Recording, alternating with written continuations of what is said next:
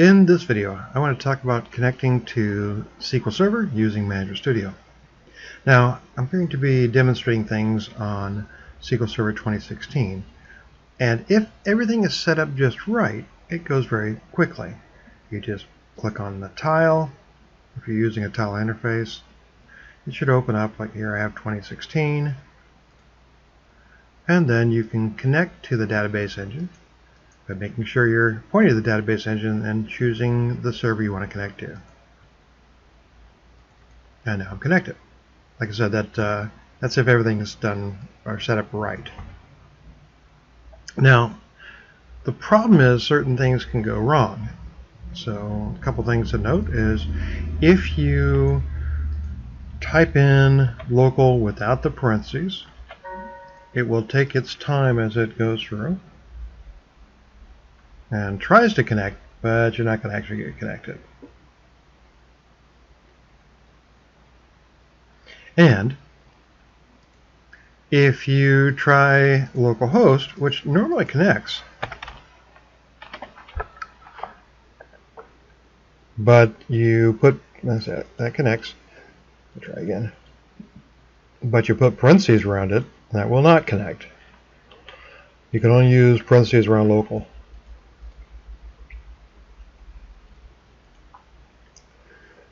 Now the error message you'll eventually get just tells you that you can't find the server. I think I'll just let it cook for a bit. And if that's the case, the tool to open up is the configuration management tool. Because from there you can actually see if the server is running. So on this machine I have SQL Server 2016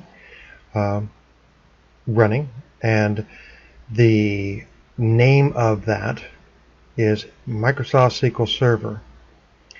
Now this is kind of weird. It should say the word default in my opinion, because that's what this indicates. MS SQL Server indicates that that's the default instance.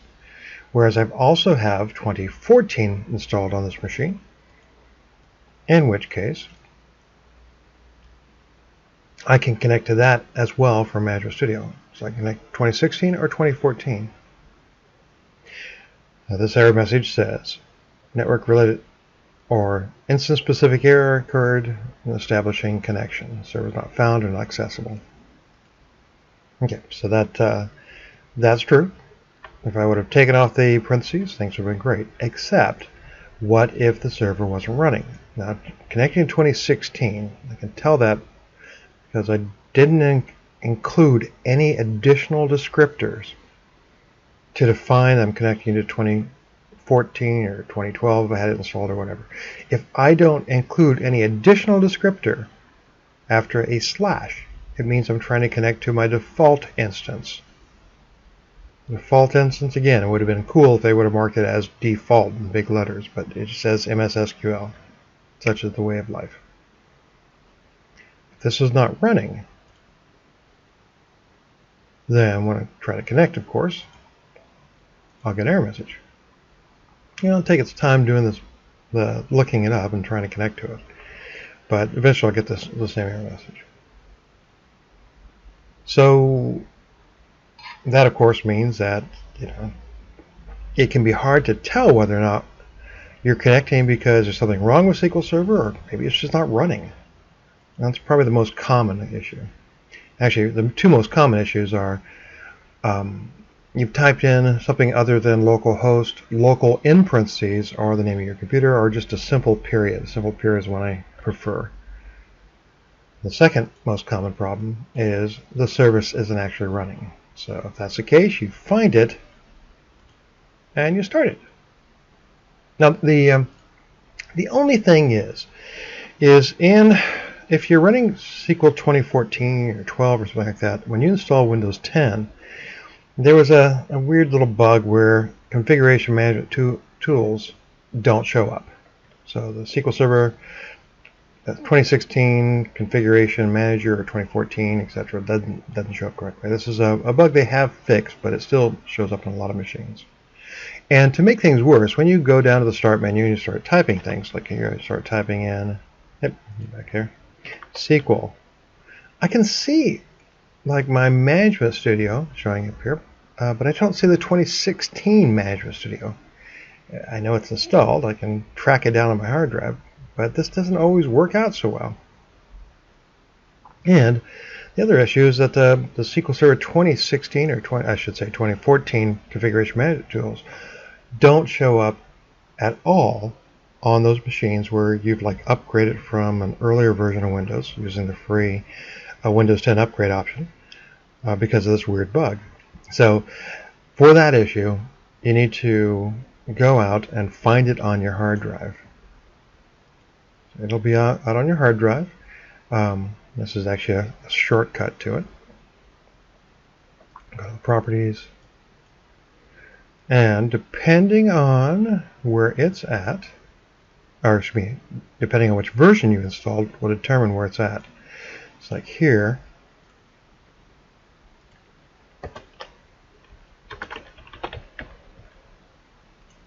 Here's the path I found mine at. I'm going to go ahead and change the font a little bit so you can see it. But your paths may vary depending on, again, which version you've installed, etc.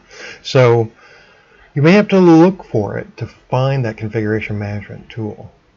And it's because there's this odd little bug in Windows 10. The same is true when you're trying to find SQL Server Management Studio. Again, it should be right there. Here's 2014. Let me go back up to the start menu. 2016. But actually finding it isn't always the case. And you may have to drill down on your SQL Server, or excuse me, your program files to find it. Now, I admit this is unfortunate. 2016 is version 13. It is unfortunate. In a perfect world, we wouldn't have to deal with this kind of stuff. Azure Studio, SQL Server Manager DLLs. Let's go in here, and some more DLLs for support. Where's my executable? Let's see, local DB, Bootstrap shared. SQL Server, Quality Manager. Well, I'll tell you what, I'm gonna go find it going the other way, which is, I'm gonna go to more, open the file location. That's my shortcut. Another short, and then I'll come over here and look at the properties. And so it says it's under Ben Manager Studio exe. I don't know why we didn't see it there. I'm pretty sure we were in there just a minute ago. Oh, wait a second. Tools, Tools, Ben, Manager Studio. Tools, Ben, Manager Studio, are we in there? Program 386, okay. So I'm under Program Files and not under 386. Or should I say 86? Let's try that again. Microsoft SQL Server 13 tools and a single N or double N. Double N. And then Manager Studio, and now we finally find it, along with some other ones.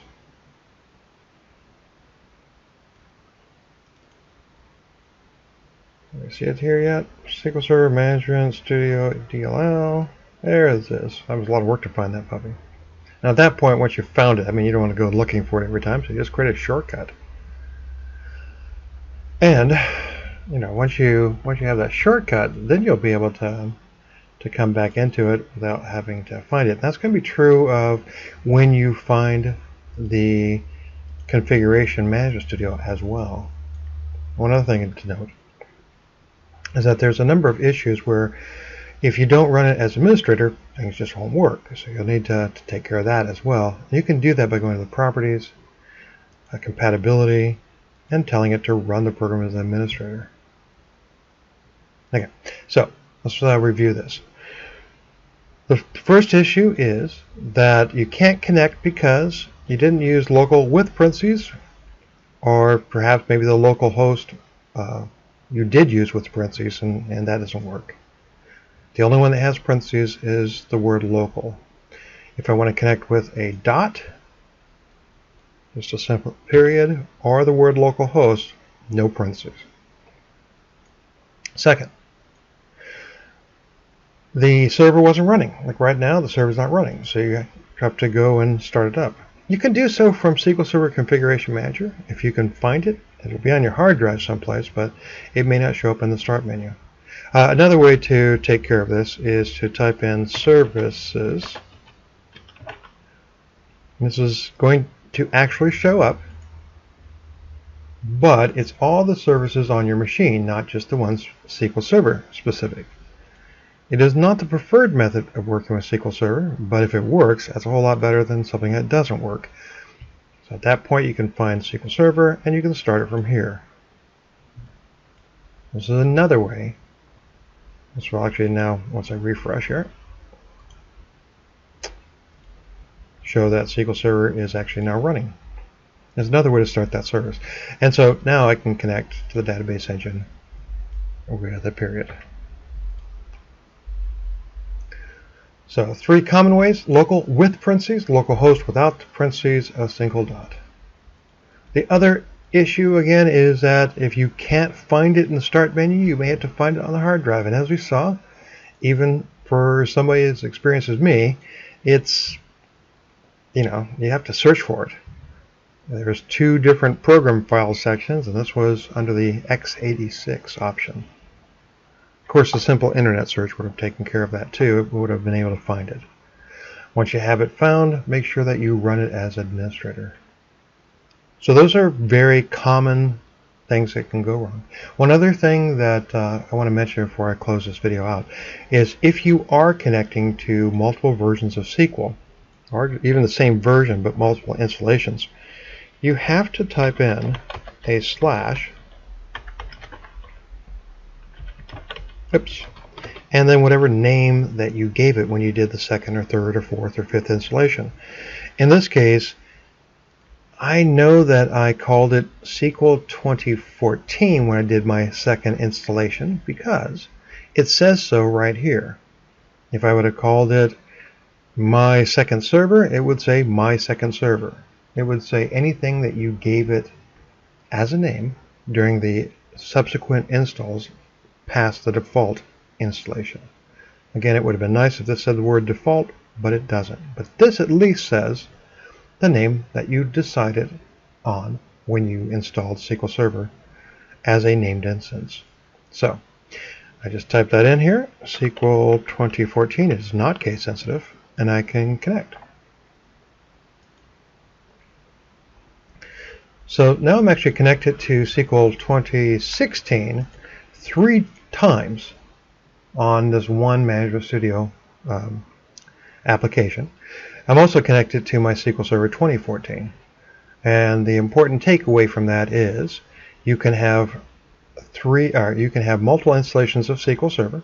You can connect to SQL Server in various different ways. You can connect to multiple SQL servers on a single machine, but in all cases, the server must be running, otherwise you're not going to connect. And the error message really doesn't give you that much troubleshooting help, other than just to say that they can't find the server.